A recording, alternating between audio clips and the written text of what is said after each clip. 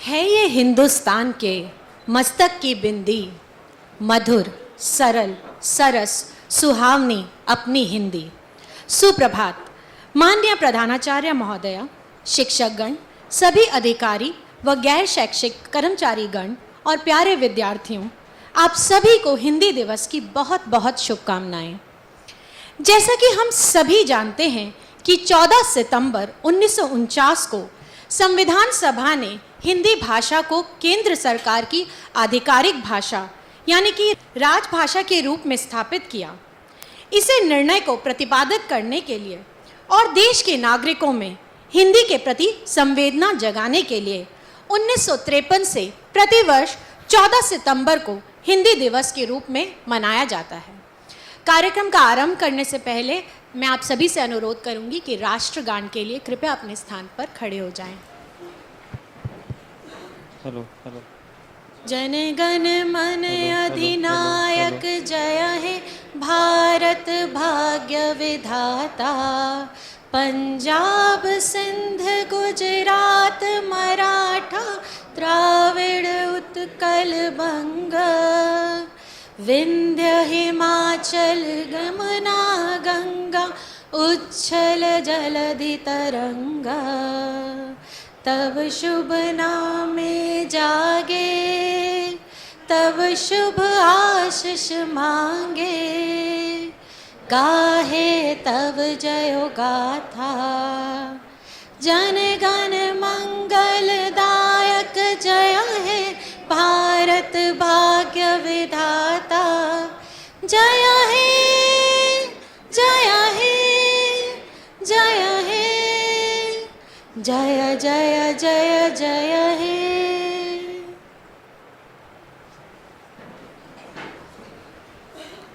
आज का यह कार्यक्रम अपनी मातृभाषा को समर्पित कुछ गतिविधियों के आरंभ की पहली कड़ी है। सर्वप्रथम मैं हमारी आदरणीय प्रधानाचार्य जी से आग्रह करती हूँ कि वे आकर कुछ शब्द कहें। Doctor Amita Suneja ma'am. आज का ये लिखना बहुत ज़रूरी था क्योंकि बहुत ही ध्यान रखना पड़ेगा कोई इंग्लिश का अक्षर ना निकल आए, और इसको मैं अपनी गाड़ी में छोड़ आई भाग कर लेके आई हूँ। क्यों है तो ये चैट जीपीटी ने यूज़ की अपनी भाषा में। तो आदरणीय मित्रगण एवं प्रिय बच्चों, हिंदी पखवाड़े के अवसर पर आप सबका हार्दिक अभिनंदन। आज राजभाषा के दिवस है और हमारा कॉलेज हिंदी पखवाड़े की शुरुआत कर रहा है। इस उत्सव का उद्देश्य है हिंदी भाषा का प्रचार। जैसे कि आपको इंट्रोडक्शन में बताया, हम अभी भाषा को, अपनी भाषा को ना भूलें, इसको प्रतिदिन हर पल हर जगह इसका प्रयोग करें। अंग्रेज़ तो हमारा देश छोड़ गए पर अपनी भाषा को हमारे साथ छोड़ गए। हिंदी भाषा पर हमें गर्व होना चाहिए। ये अपनी भाषा है, ये एकता का प्रतीक है, ये हमारी संस्कृति है और बहुत ही मीठी भाषा है। जितना हम अपने बच्चों को शिक्षित कर रहे हैं उतना ही हम हिंदी से दूर जा रहे हैं। हमारे बच्चों को हिंदी की गिनती नहीं आती। आप 56 बोलेंगे वो कहेंगे मम्मा क्या है, 56 बताना पड़ता है। सो मेरा निवेदन है कि हम अपनी भाषा को ना भूलें। हिंदी भाषा के कैसे अपने जीवन में प्रयोग करें, एक दो विचार मैं अपने प्रस्तुत करूंगी। सबसे पहले आपने प्रिंसिपल ऑफिस में देखा होगा हिंदी चैनल न्यूज़ चल रही है। मैंने बड़ी कोशिश की उसको इंग्लिश चैनल में कन्वर्ट करूं पर हुई नहीं। सो ये एक ये तरीका है कि आप हिंदी का प्रयोग करें अपने ऑफिस के जगह पर। दूसरा, अगर आपके घर में आप न्यूज़ घर में हिंदी चैनल में लगा सकते हैं, सीरियल्स तो हिंदी में है ही। सेकंड, अगर आपके घर में बड़े हैं तो आप हिंदी का न्यूज़पेपर मंगवा सकते हैं। पंजाब केसरी, दैनिक जागरण बहुत ही अच्छी इन्फॉर्मेशन देते हैं ये न्यूज़पेपर, तो अखबार पढ़ सकते हैं। तीसरा, अब हेलो की बजाय नमस्ते करें। कोविड टाइम ने हमने देखा था सबसे अच्छा ग्रीट करने का तरीका था नमस्ते। टच करने की ज़रूरत नहीं थी और बहुत ही सुंदर नमन है। सो ये है। और पखवाड़े की गतिविधियाँ पूरा सप्ताह चलेंगी 14 से 27 सितंबर तक। डॉक्टर मृणालिनी और उनके सहयोगियों ने बहुत मेहनत की है, तो इसको एक सक्सेसफुल हमें प्रोग्राम बनाना है। So thank you for organizing this. And doctor Smita Haldar and the team, और हमारे सारे सहयोगियों ने बहुत मेहनत की है। आज का प्रोग्राम भी देखना, उसमें बहुत समय दिया गया है। आखिर में मैं ईश्वर से एक प्रार्थना करूंगी जिसमें हमने ईश्वर से सब कुछ मांगा है। हे प्रभु, हमें सद्बुद्धि, सद्विचार, सुख समृद्धि, स्वास्थ्य तथा शांत मन का प्रदान करें।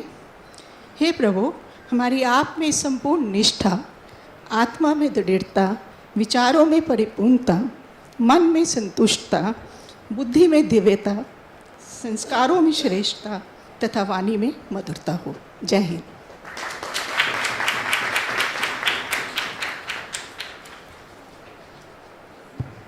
बहुत बहुत धन्यवाद मैम। आपके ही स्वर्णिम शब्दों को आगे बढ़ाते हुए मैं कहना चाहूँगी, भाग रही है दुनिया आधुनिकता के पीछे, भाग रही है दुनिया आधुनिकता के पीछे, मत भूलो उस विरासत को जो हमारी जड़ों को है सींचे, मत भूलो उस विरासत को जो हमारी जड़ों को है सींचे। हिंदी भाषा का इतिहास लगभग 1000 साल पुराना है। यह विश्व में तीसरी सबसे ज़्यादा बोली जाने वाली भाषा है। इसकी उत्पत्ति संस्कृत से हुई है और हम दिल्लीवासी गर्व से कह सकते हैं कि इसका विकास दिल्ली सहित कन्नौज और अजमेर क्षेत्र में हुआ। आइए अब आधुनिक समय में हिंदी भाषा किस असमंजस से गुजर रही है उसकी एक झलक अगली लघु नाटिका के माध्यम से देखें। नमस्कार सर, हम सबकी तरफ से आप सभी को हिंदी दिवस की हार्दिक शुभकामनाएं। हम आपके बीच में एक छोटा सा नाटक लेके प्रस्तुत हुए हैं। सबसे पहले मैं अपने नाटक के किरदारों से आपका परिचय करवाता हूं।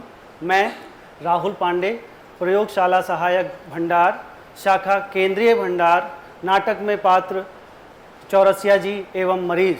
आप? मैं सौरभ गुप्ता, अनुभाग अधिकारी वित्त विभाग, नाटक में शर्मल। मैं चंदन गिरी, सहायक शाखा केंद्रीय भंडार, नाटक में गुप्ता जी और डॉक्टर। मैं अजय कुमार, सहायक शाखा केंद्र भंडार, नाटक में डॉक्टर वर्मा। हिंदी भाषा के प्रति प्रेम और जागरूकता हमारे नाटक का उद्देश्य है। नाटक में प्रस्तुत सभी पात्र घटनाक्रम इत्यादि काल्पनिक हैं। इसका किसी व्यक्ति विशेष से कोई संबंध नहीं है। फिर भी यदि कोई व्यक्ति इससे आहत होता है तो इसको मनोरंजन मात्र मानकर हमें क्षमा कर देना। हम सबको ये बताकर बड़ी प्रसन्नता हो रही है कि हमारे नाटक के द्वारा किसी पशु पक्षी को कोई हानि नहीं पहुंचाई गई है। हमारे नाटक का शीर्षक है हिंदी और ऑफिस, दृश्य 1। ऑफिस का दृश्य। सभी कर्मचारी अपने अपने काम में लगे हैं। वरिष्ठ अधिकारी शर्मा जी कर्मचारियों को संबोधित करते हुए। शर्मा जी। सुनिए सभी लोग, आज हिंदी दिवस है और हमारी राजभाषा हिंदी को बढ़ावा देने के लिए आज हमें ऑफिस के सभी काम हिंदी में ही करने होंगे। समझे गुप्ता जी?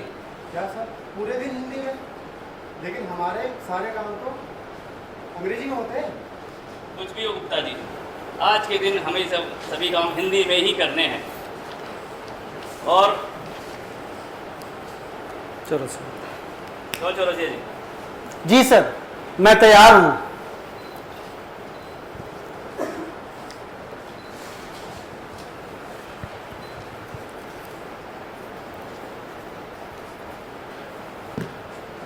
और जो भी आज अंग्रेजी में बोलेगा वो सभी को समोसे चाट की पार्टी करेगा। और चौरासी जी, आप इसका जुर्माने का हिसाब किताब रखेंगे? जी सर, मैं रखूँगा।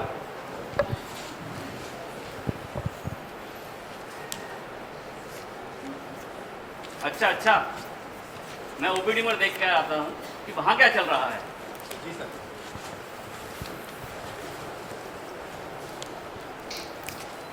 दृश्य, यह ओपीडी का दृश्य है। एक मरीज जो ग्रामीण इलाके से आया हुआ है। मरीज।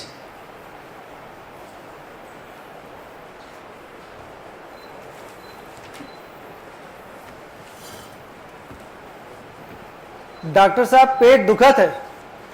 व्हाट?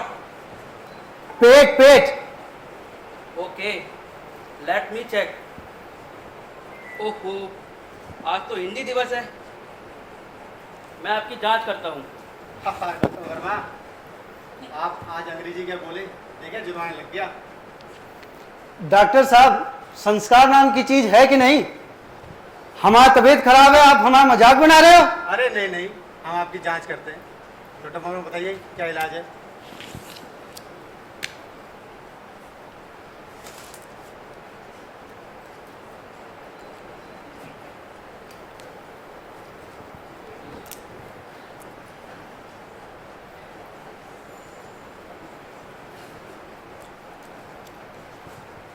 इस मरीज को पेट की गैस हो सकती है। एंटासिड देने से ठीक हो जाएगा। ये एंटासिड का है डॉक्टर साहब?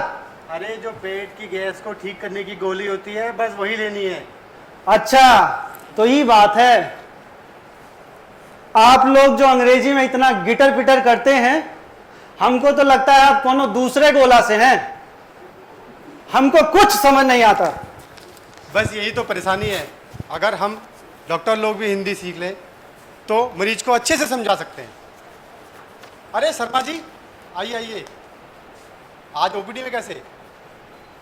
बस डॉक्टर साहब, आज हिंदी दिवस है और हमें सभी काम हिंदी में ही करने हैं, तो ओपीडी में हिंदी भाषा का प्रयोग हो रहा है या नहीं, बस यही देखने आया था। चलो वापस अब मैं ऑफिस चलता हूँ। गुप्ता जी का कैबिन। वे फ़ोन पर बात कर रहे हैं। तो Gupta ji. Hello mister John, how are you? ओ हिंदी दिवस। नमस्ते मिस्टर जॉन, कैसे हैं आप? What? It's too painful to speak in Hindi. I have never done that. क्या? इससे अच्छा है मैं मौन व्रत ले लूं। और गुप्ता जी, हिंदी बोले, जुर्माना लगेगा। अरे चौरसिया जी, गलती से निकल गया। हिंदी में बात करना बहुत मुश्किल है। तो क्या करें गुप्ता जी, हिंदी दिवस है, जुर्माना तो भरना पड़ेगा। बस आप हमें कैंटीन ले चलें। चलो दोस्तों। चलो।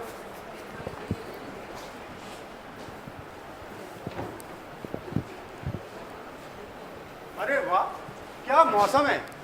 लगता है बहुत तेज बरसात आएगी। मजा आ गया।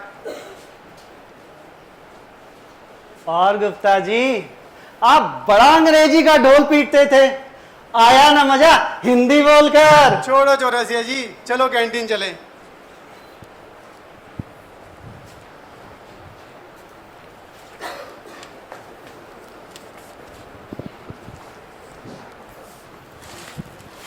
कैंटीन का दृश्य।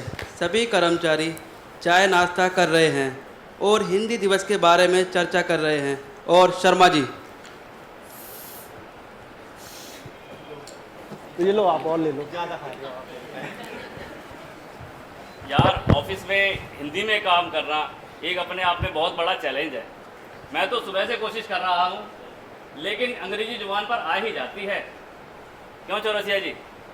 जी शर्मा जी, सही कहा। हिंदी में काम करना मुश्किल तो है, लेकिन हिंदी हमारी राजभाषा है और हमें इसे रोज़मर्रा के काम में लाना चाहिए। और जुर्माना भरने से तो बहुत अच्छा है कि हिंदी में ही बात करी जाए। क्यों गुप्ता जी? हाँ चौरसिया जी, आप तो चैंपियन हैं, लेकिन मुसीबत तो हम जैसे लोगों के लिए होती है। अच्छा गुप्ता जी, एक दिन में तो आदत नहीं बदलेगी, लेकिन कोशिश करने में हर्ज ही क्या है।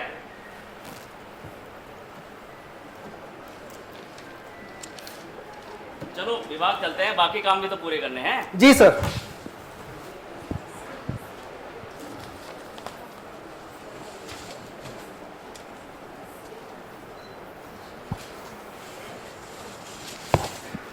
शाम का समय। सभी कर्मचारी एक मीटिंग रूम में एकत्रित होते हैं। शर्मा जी आते हैं और सभी को संबोधित करते हुए। शर्मा जी। तो दोस्तों, जुर्माने के साथ मुश्किल तो था, लेकिन मज़ा भी आया। अच्छा अच्छा गुप्ता जी, तो आपने बहुत मज़े करे आज, लेकिन यह सब मजाक के लिए नहीं था। हमें हिंदी भाषा का सम्मान करना चाहिए और अपने काम में इसका इस्तेमाल भी करना चाहिए। क्यों चौरसिया जी? जी शर्मा जी, सही कहा। हिंदी केवल एक दिवस मात्र तक सीमित नहीं रखनी चाहिए, ये इसे हमें रोज़मर्रा में ज़रूर इस्तेमाल करना चाहिए। क्यों गुप्ता जी? हाँ चौरसिया जी, सही कहा। मैं भी अब कोशिश करूँगा कि ज़्यादा से ज़्यादा हिंदी का इस्तेमाल करूँ। यही तो मैं सुनना चाहता था।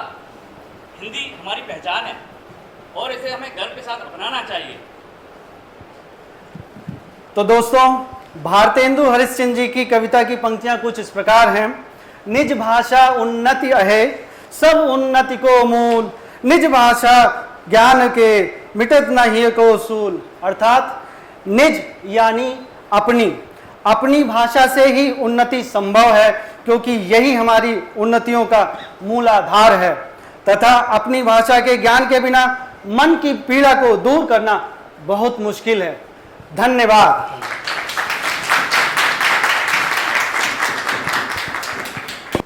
इस उत्कृष्ट प्रस्तुति के लिए मैं गैर शिक्षक वर्ग को बधाई देना चाहूँगी। बहुत ही रोचक तरीके से कितना गहरा संदेश दिया, इसके लिए इनका बहुत बहुत आभार। अब समय में कुछ पीछे जाएं और अगली झलकी में आपको हिंदी का इतिहास दिखाएं। आखिरकार हिंदी का इतिहास क्या है, क्या आप जानते हैं? नहीं? चलिए मैं आपको बताता हूँ। हिंदी भाषा के इतिहास के बारे में कहा जाता है कि हिंदी नाम हिंदू शब्द से लिया गया था। सबसे पहले इस भाषा का चलन उत्तर भारत से हुआ, जहां आज उत्तर प्रदेश और उत्तराखंड है।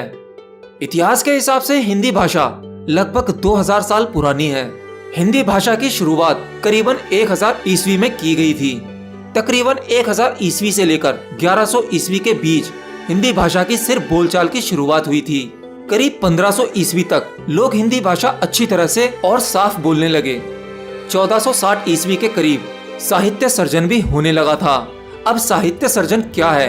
यानी दोहा, चौपाई, गाथा, छंद, ये सभी साहित्य सर्जन में होते थे। और उस समय के महान रचनाकार थे गोरखनाथ, विद्यावती, नरपति, कबीर आदि।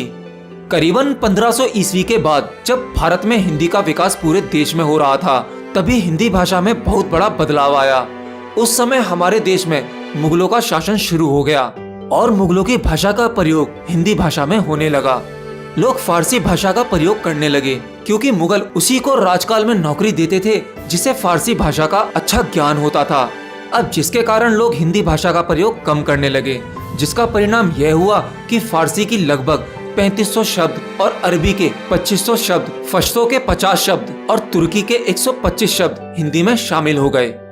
यह सब होने के बावजूद भी कुछ विद्वान और कवियों ने लोगों के बीच हिंदी भाषा बोलने के लिए उन्होंने राम और कृष्ण की जन्मभूमि ब्रिज भाषा को उठाया और उस भाषा में काव्य की रचना की, जो लोगों को काफी पसंद आई और धीरे धीरे हिंदी और ब्रज भाषा को बोलने लगे।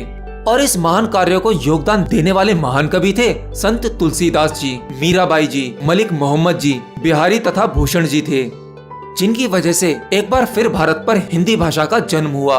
फिर सन 1800 के करीब मुगलों की भाषा का प्रभाव कम होने लगा। हिंदी भाषा का प्रयोग सभी भारतीय करने लगे, लेकिन कुछ सालों के बाद फिर वही समय आया। अब अंग्रेज भारत आए। अंग्रेजों की अंग्रेजी भाषा भारत में ऐसी चलने लगी कि मानो अब हिंदी का वजूद ही खत्म हो जाएगा। और फिर से दोबारा कुछ महान लेखकों ने पहल की और फिर उन्होंने खड़ी हिंदी का प्रयोग किया, जिसमें शुद्ध हिंदी का भी इस्तेमाल किया जाता था। और कुछ ऐसी पुस्तकें खड़ी भाषा में लिखी गईं जो लोगों को भा जाती थीं। लेकिन अंग्रेज भी कम चालाक नहीं थे, ये मुगलों से भी ज्यादा चालाक निकले। उन्होंने कई चाल चली जो लोगों को अपनी ओर खींच लेती थीं। इसी बीच महात्मा गांधी जी तथा अन्य देशभक्त इस विषय पर सोच रहे थे। उधर अंग्रेज भारत पर राज करने के उद्देश्य से नहीं आए थे, वह तो पूरी दुनिया में अंग्रेजी और अपने धर्म का प्रचार करने आए थे। तब अंग्रेजों ने देखा कि भारत में कई धर्म आपस में मिलकर इस देश की एकता को बनाए हुए हैं। फिर अंग्रेजों ने इस देश की एकता को तोड़ने की कोशिश की, लेकिन सफल नहीं हो पाए। फिर जाति और धर्म में फूट डालने की कोशिश की और अब की बार वो सफल हो गए। जिसका फायदा उठाते हुए उन्होंने अंग्रेजी भाषा का और अपने धर्म का प्रचार किया। लोग अपनी एकता को छोड़कर अंग्रेजों की बातों में आने लगे थे और फिर आखिर में जिसका परिणाम यह हुआ कि हमारा देश भारत अंग्रेजों का गुलाम बन गया। लेकिन इस बीच गांधी जी ने फिर से भारत की एकता को जोड़ा और अंग्रेजों को देश से निकाल दिया। लेकिन आज भी हिंदू और मुस्लिम को एक नहीं कर पाए। किसी कवि ने क्या खूब कहा है, रहीमन धागा प्रेम का मत तोड़ो चटकाए, टूटे तो फिर ना जुड़े और जुड़े तो गांठ पड़ जाए। और यही हाल हुआ हिंदू और मुस्लिम का। दोनों ने अपने अपने मुल्क अलग कर लिए। हमारा एक भारत दो भागों में बट गया, हिंदुस्तान और पाकिस्तान, जिसमें कि आज पाकिस्तान में उर्दू भाषा को राष्ट्रीय भाषा घोषित कर दिया गया। दोस्तों, जिस चीज को बचाने के लिए कई महान लोगों ने अपनी जान दे दी, फिर आखिर अंत में वही हुआ। पूरी दुनिया के साथ भारत और पाकिस्तान अंग्रेजों का गुलाम हो गया। आज पूरी दुनिया में अंग्रेजी बोलने वाला दूसरा देश इंडिया कहलाता है। आज भारत में 80% से ज्यादा लोग अंग्रेजी भाषा का प्रयोग करते हैं। अब चाहे वो हमारी न्याय व्यवस्था हो या सरकारी और भी कामकाज, हर जगह इंग्लिश घुस चुकी है। अब हिंदी भाषा का प्रयोग मानो जैसे कि एक गवार भाषा है, यानी जिसे इंग्लिश भाषा नहीं आती, केवल हिंदी आती है, तो लोग उसे गवार समझते हैं। आज बहुत से लोग हिंदी भाषा का प्रयोग करने में शर्म महसूस करते हैं और उन लोगों से मैं कहना चाहता हूँ, वह एक बार इतिहास के पन्नों को देखें, उन महान व्यक्तियों के बलिदान के बारे में सोचें, जिन्होंने हिंदी भाषा को बचाने के लिए अपनी जिंदगी त्याग दी। चाहे आज इंग्लिश कितनी भी भूली जाए, लेकिन आज भी गूगल का कहना यही है कि भारत में सबसे ज्यादा वेबसाइट और आर्टिकल हिंदी में ही सर्च होते हैं और उन्हें पढ़े जाते हैं। आज भी लोग हिंदी में सबसे ज्यादा अखबार पढ़ते हैं, न्यूज देखते हैं। जानते हो ऐसा क्यों? क्योंकि हिंदुस्तान में 90% लोग हिंदी से प्यार करते हैं। और मुझे अपने आप पर भी बहुत ही गर्व है कि यह वीडियो मैं हिंदी में बना रहा हूँ।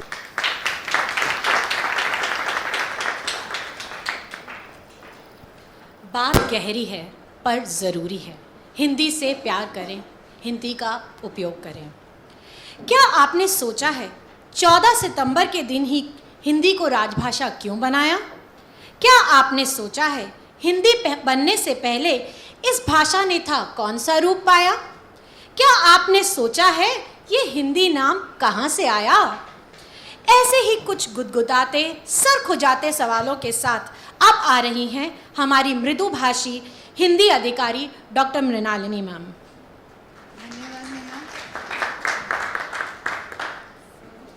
आशा करती हूँ कि इस छोटे से प्रोग्राम के द्वारा आपका हिंदी के प्रति रुचि और बड़ी होगी। और पिछले 2 सालों से हम हिंदी पखवाड़ा चला रहे हैं और मैं खुद से ये अनुभव कर रही हूँ कि धीरे धीरे हिंदी के प्रति जो लगाव है, जो स्नेह है, वो बढ़ता जा रहा है। और काफ़ी लोग इंतज़ार करते हैं हिंदी पखवाड़े के आने का, कि हम लोग फिर से कुछ प्रोग्राम्स के द्वारा हिंदी को सेलिब्रेट कर सकें। एंड क्षमा चाहती हूँ कि अभी भी मेरी भाषा में बहुत सारे अंग्रेज़ी शब्द आते हैं और इतना बुरा भी नहीं है, बट हाँ, कोशिश ज़रूरी है जो हम लोग कर रहे हैं। सो एक छोटी सी प्रश्नोत्तरी है जो आप सबके लिए है और आप सबसे निवेदन है कि गूगल का प्रयोग ना करें और अपना हाथ उठाएं तो एक चॉकलेट मिलेगा जिसका आंसर सही होगा, उत्तर सही होगा। और मेरे को साथ साथ क्षमा करते रहे अगर मैं अंग्रेज़ी के शब्दों का कुछ प्रयोग कर रही हूँ। अब वो इतने सालों का अभ्यास है, धीरे धीरे ही जाएगा। तो शुरू करते हैं।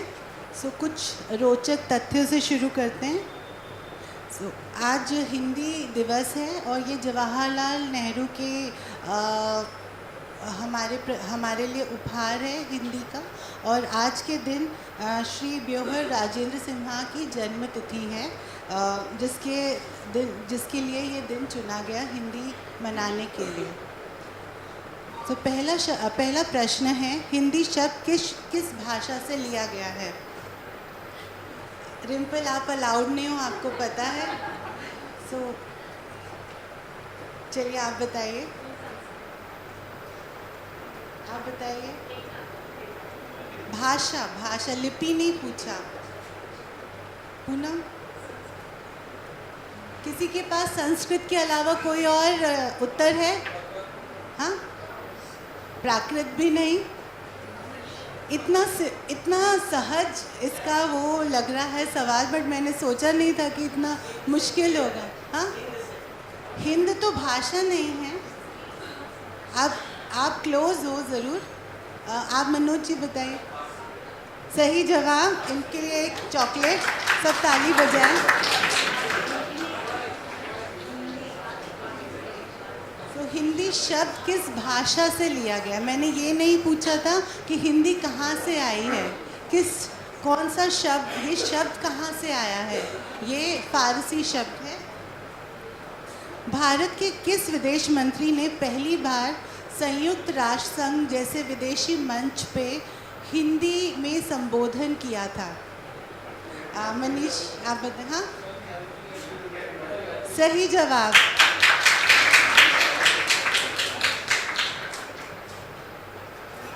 श्री अटल बिहारी वाजपेयी। एक बारी फिर से इसके लिए तालियां बजाई जाएं, क्योंकि इन्होंने हमारे हिंदी भाषा का गौरव को बहुत गौरवान्वित किया था।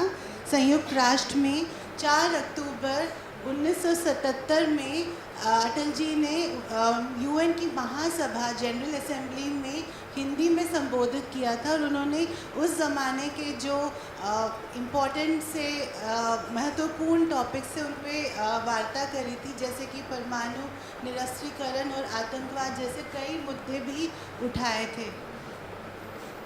अगला सवाल, महात्मा गांधी अंतर्राष्ट्रीय हिंदी विश्वविद्यालय कहाँ पे स्थित है? पृथ्वी जी। सही जवाब। सब तालियां बजाएं इस जवाब के लिए।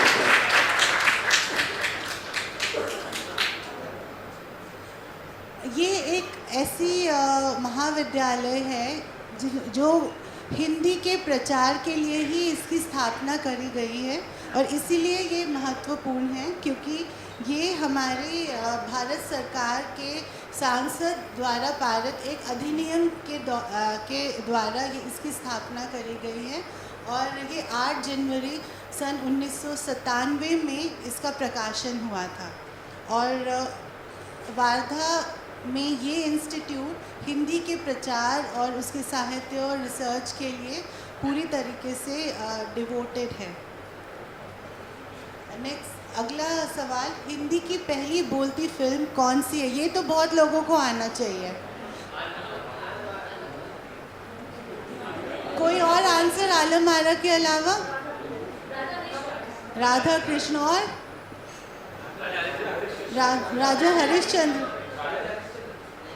नहीं, आलम आरा है सही आंसर। मैं तो सिर्फ चेक कर रही थी कि कोई और क्या बोलता है। तो इनको पुरस्कार दिया जाए। तालियां।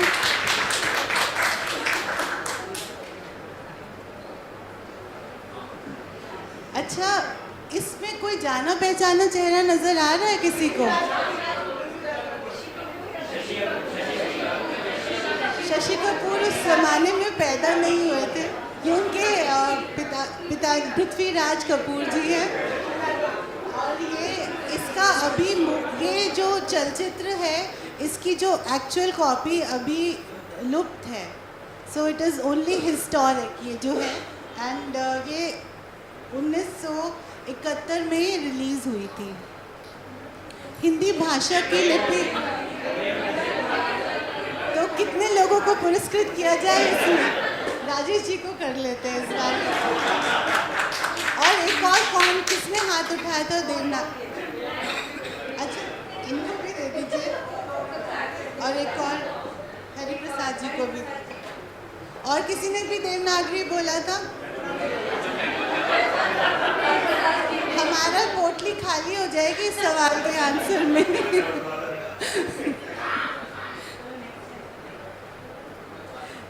ऑस्कर के लिए नामांकित होने वाली पहली हिंदी फिल्म कौन सी थी? कोई बोलेगा नहीं, हाथ रेज करेंगे। गंगा सा, क्या? महात्मा गांधी। और कोई जवाब? और कोई जवाब? तो इसका पुरस्कार फिर मैं ले जाती हूँ। कोई हिंट? ये एक, हाँ नहीं पहली ऑस्कर। सही जवाब।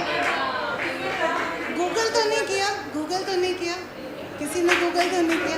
तो बिल्कुल आप इन दोनों को दे दीजिए पुरस्कार। तालियां बजाइए प्लीज।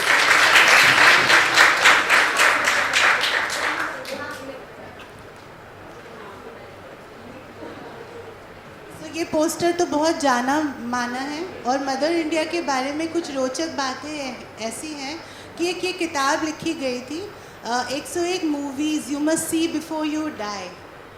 1001 तो ये 1001 मूवीज़ में से एक मूवी जो है वो मदर इंडिया है, जिसका इसमें नाम दर्ज है।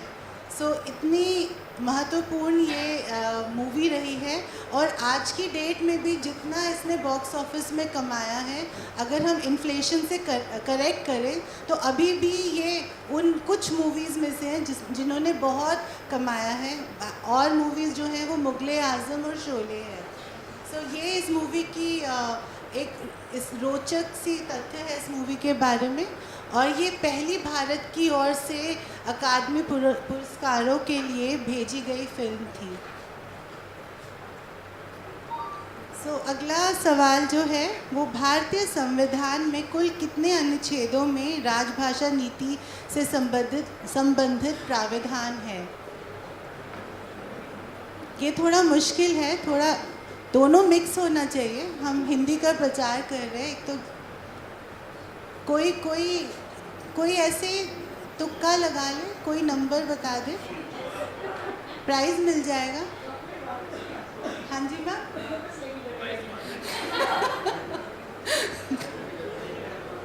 सो 9 अनुच्छेद हैं जो हिंदी राजभाषा नीति से संबंधित प्रावधान है हमारे संविधान में।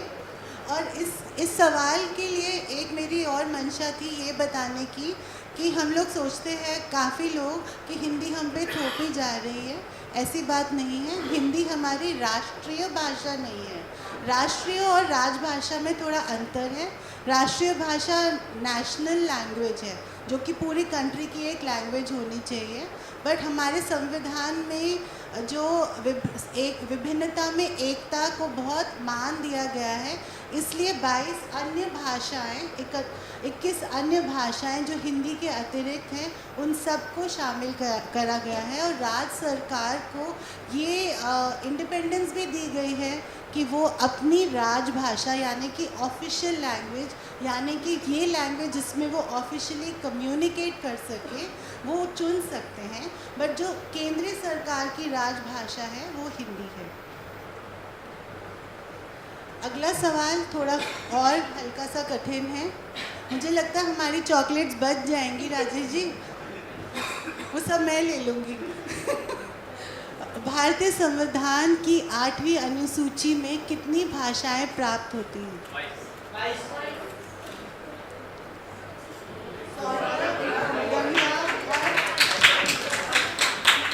अभी मैंने बताया था तो मैंने सोचा था कि आप सब इकट्ठे आंसर करेंगे। हमारी मंशा बिल्कुल नहीं है कि सारी चॉकलेट्स हम खा लें, हम बांटना चाह रहे हैं। थोड़ा सा अटेंशन देंगे तो कुछ सवालों के आंसर आ ही जाएंगे। तो ये हमारी बहुत सारी विभिन्न भाषाएं हैं, 22 भाषाएं हैं जो हमारे संविधान में दर्ज हैं। फिर विश्व हिंदी दिवस कब मनाया जाता है? स्वाति आप बताएं। कोई और इसका उत्तर दे सकता है?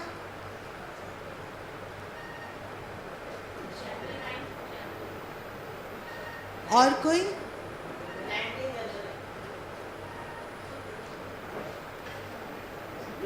कोई भी? विश्व हिंदी दिवस है तो सब एटलीस्ट सब क्लियर है कि आज विश्व हिंदी दिवस नहीं है। ये बात से मैं खुश हूँ कि आज विश्व हिंदी दिवस नहीं है। बट हाँ, एक अलग दिन है और वो जनवरी के ही महीने में है। तो जिन्होंने जनवरी बोला है वो 3 जनों को हम पुरस्कृत करते हैं। वो 10 जनवरी है।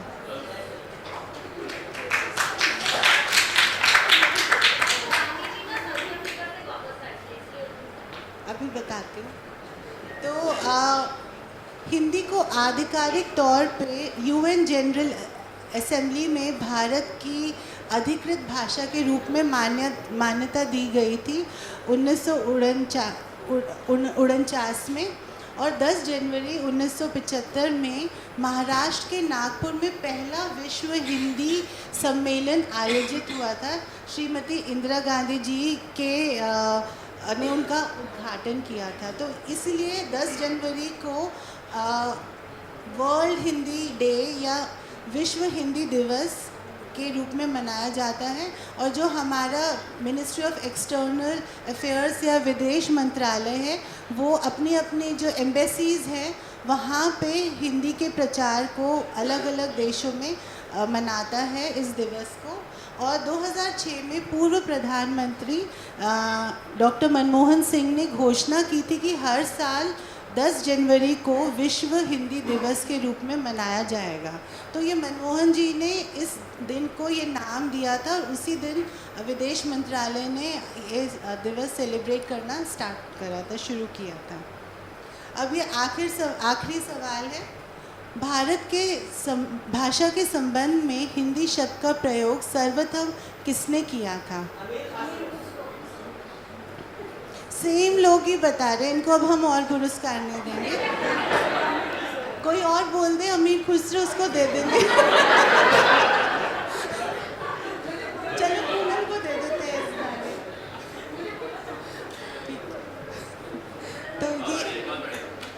तो ये हमारा आखिरी प्रश्न है, और इस प्रश्नोत्तरी का अंत में इस अमीर खुसरो जी की एक छंद से करूँगी। खुसरो पाती प्रेम की बिरला बाँचे कोई, वेद कुरान पोथी पढ़े प्रेम बिना का होए। खुसरो जी का छंद है, और प्रेम के महत्व को ये बता रहे हैं छंद में कि पढ़ने से जो भी है, बट प्रेम के बिना कोई भी चीज़ का कोई रस नहीं है। और वही है कि हम लोग प्रेम से बिना प्रेशर के हिंदी के भाषा का प्रचार करें, उपयोग करें, वो अच्छा है। और एक रोचक तथ्य मैं अंत में बताना चाहती हूँ कि मैं जब ये क्विज़ प्रिपेयर कर रही थी प्रश्नोत्तरी, तो मेरे को प्रश्नोत्तरी शब्द नहीं याद आ रहा था कि क्या है। तो मैंने गूगल में सर्च किया, तो गूगल में आया क्विज़ का पूछताछ। सो ये पूछताछ का जो सेशन हुआ है, इसको मैं यहीं पे अंत करती हूँ, और ये प्रश्नोत्तरी को यहीं समाप्त करती हूँ। धन्यवाद।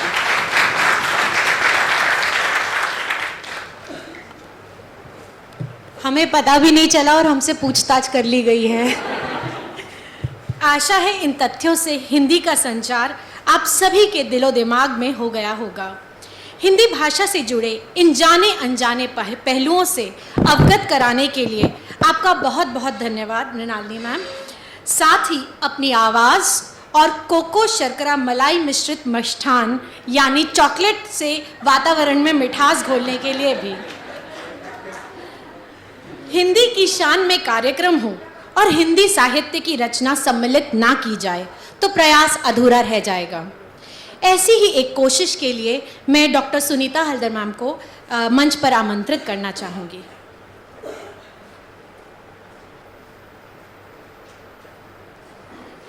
धन्यवाद नेहा। हिंदी भाषा का प्रचार करने की कोशिश हमारी अभी भी जारी है, और कोशिश करने की इसी भावना का वर्णन प्रसिद्ध कवि श्री सोहनलाल द्विवेदी जी ने अपनी इस सुंदर कविता से किया है। इस कविता में उन्होंने कुछ उदाहरणों के माध्यम से कोशिश करने के महत्व को दर्शाया है।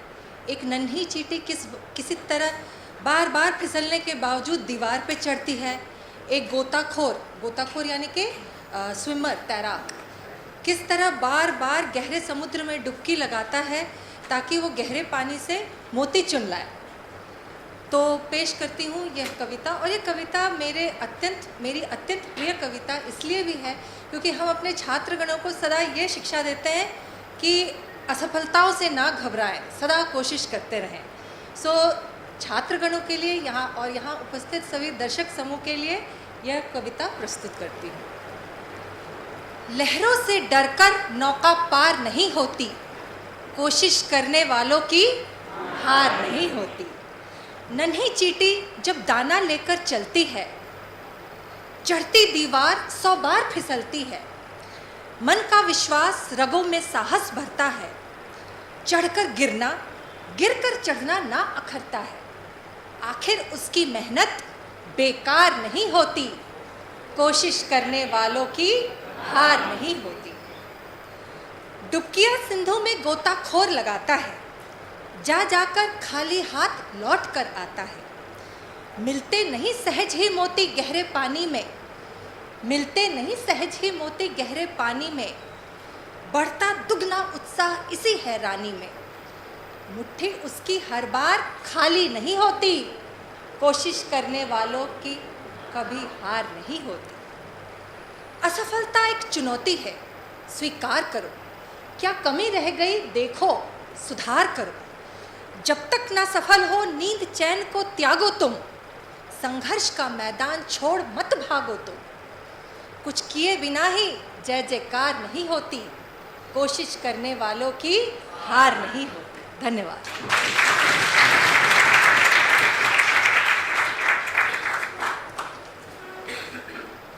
धन्यवाद मैम। इस संदेश को हम अपने दिल में बसाकर आगे बढ़ते हैं। हिंदी सीमा तोड़कर चली विश्व के द्वार, हिंदी सीमा तोड़कर चली विश्व के द्वार। वैज्ञानिक आधार पर प्रसिद्धि मिली अपार। तो आइए इस प्रबुद्ध, अंतर्राष्ट्रीय स्तर पर प्रशंसित अपनी मातृभाषा का प्रयोग ज़्यादा से ज़्यादा और जहाँ तक हो सके शुद्ध रूप में करें। हिंदी का यह पखवाड़ा हमारी भाषा की आन बान और शान को संजोने की एक कोशिश है। यह कार्यक्रम यहाँ समाप्त नहीं होता, अपितु आने वाली प्रतियोगिताओं की श्रृंखला का आरंभ है, जिनमें 19 सितंबर को निबंध प्रतियोगिता, 24 सितंबर को हास्य रस कविता प्रतियोगिता और 27 सितंबर को समापन समारोह के लिए आप सभी को सादर निमंत्रण। साथ ही आज के कार्यक्रम का अमूल्य हिस्सा बनकर हमारी इस कार्यक्रम की शोभा बढ़ाने के लिए बहुत बहुत धन्यवाद। नमस्कार।